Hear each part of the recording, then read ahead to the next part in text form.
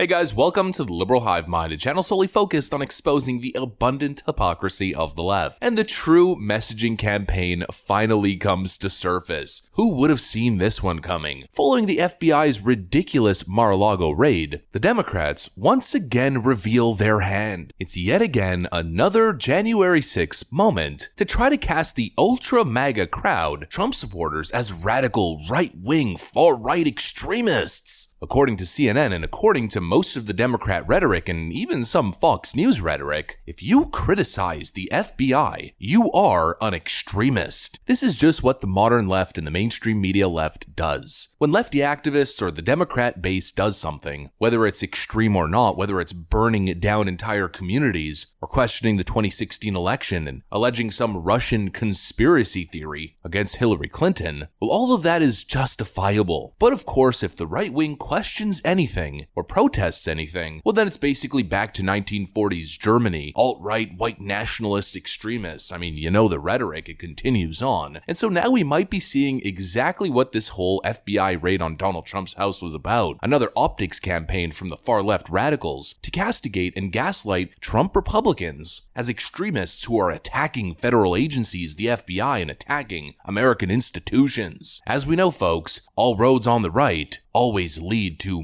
extremism. Let me show you guys what's going on here. Let me show you guys what Brian Stelter and his little henchman Oliver Darcy are saying on CNN. Let's delve into the left-wing narrative and let's do what we usually do. Absolutely decimate it. We got some stuff to get into, folks. So let's roll the tape. All right, folks, so following the FBI raid and of course following the right-wing criticism of Merrick Garland's DOJ and the never-ending crooked nature of the FBI, the shills and the bootlickers at CNN reveal the messaging strategy. Take a look at this. Tell us about the language being used here, the choices being I think it's obviously intentional that they want to portray this as an assault on the president or the former president. And I think that the rhetoric that is actually on the right, Brian, is not necessarily coming through in mainstream coverage. Okay, hold on. Let's unpack that for a minute. So you mean that when we're talking, the New York Times or CNN or ABC, when we are covering criticism from the right, we're doing what wrong? But that's the problem. It's not criticism from the right. They're not criticizing the FBI. They're aiming to malign the FBI. They're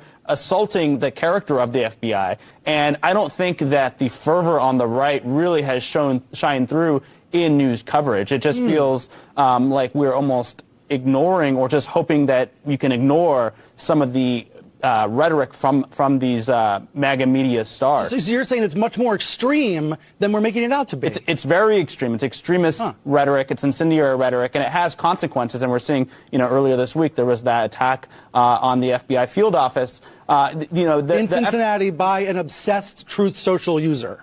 Right. Addicted to Trump's social network. Right. Yeah. I mean, you could just tell from Oliver Darcy's demeanor and his face, his body language, that he doesn't even believe what he's saying. The man's just sticking to the script. This is what dishonest Brian Stelter and his producer goons at CNN do. They inject poison and divisiveness into the political and cultural fabric of American society. This is what they do. Anybody who questions the FBI, anybody who's frustrated with the FBI or federal agencies in general, or what's known as the Washington deep state and their never-ending persecution of Donald Trump, his family and his entourage, anybody who questions the legitimacy of these investigations is an extremist and must be exiled from the public conversation. How utterly ridiculous. You know how I know it's ridiculous? Because CNN and MSNBC are bringing on these two FBI goons to defend the honor and legitimacy of the FBI and the DOJ. Andy McCabe. Trump knows he is unleashing aggrieved, politically extreme people on the FBI. Peter Strzok. The American public should trust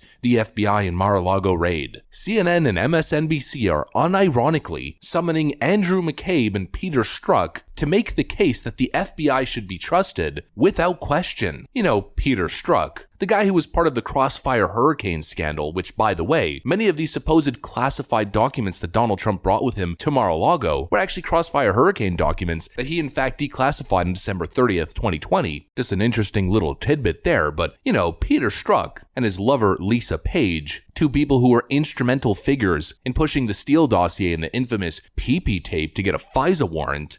Andy McCabe, the guy who essentially admitted that the whole Russiagate thing was based on phony evidence Davis, the guy who admitted in front of Congress under oath that the FISA warrant was illegitimate and based on salacious, unverified information. You know, two of the main key figures behind Russiagate. Apparently, CNN and MSNBC believe that these are the people who should be brought to argue that the FBI's legitimacy is unquestionable. I mean, what a joke. It's been endless investigations into Donald Trump. He is the most investigated man in America. At this point, it must be over 100 million taxpayer dollars spent to investigate Donald Trump, and it still goes on and is never ending. It's the endless persecution of their political opponent. It's so clearly politically biased and corrupt, but according to CNN's Brian Stelter, Andy McCabe, and Peter Strzok, you're extreme to criticize the FBI. The whole thing's farcical to say the least. In fact, even as more information drops, the information and the facts continue to point to just how irresponsible and out of control Merrick Garland's DOJ really is. Team Trump drops email proving FBI wrongly seized passports after media DOJ attempt to mislead the public with a spin. Donald Trump's legal team demolished the Department of Justice's media spin that denied having the former president's passports in their possession following the FBI's raid on Mar-a-Lago. Well, it actually turns out that they did in fact seize his passports, as they just released them back to him. Now we're getting reports that the DOJ allegedly seized privileged attorney-client materials. As Fox News is reporting, the FBI seized boxes containing records covered by attorney-client privilege and potentially executive privilege during its raid of former President Trump's Mar-a-Lago home. Sources familiar with the investigation told Fox News, adding that the Justice Department opposed Trump lawyers' request for the appointment of an independent special master to review the records. As we've been reporting, Donald Trump and his legal team have been cooperating with the DOJ and the FBI for months on this matter of records. Yet somehow, according to Merrick Garland, this raid on his home, this public spectacle, was justified. And if you question it, you're extreme. What a joke. And speaking about whether or not this search warrant or the raid within itself was justifiable, now all of a sudden, the Biden administration and Merrick Garland's DOJ tells the judge not to unseal the affidavit for the Mar-a-Lago search. They don't want transparency